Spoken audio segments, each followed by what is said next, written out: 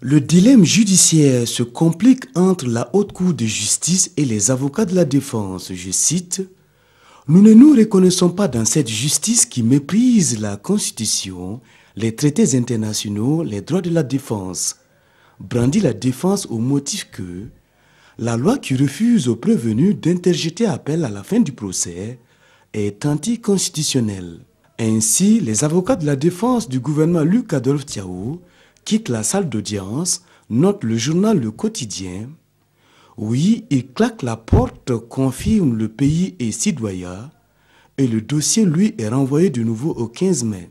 L'observateur chuchote, c'est aussi un procès dans un procès.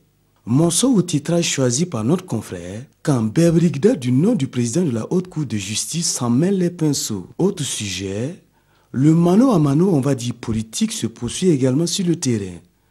Sur la démission de parti au sein du CEFOP, Zef Martel. Tout cela fait partie de la tactique stratégique du MPP afin de phagocyter l'opposition, lance-t-il dans les éditions Le Pays. Zef, interrogé par notre confrère d'aujourd'hui au Faso, renchérit.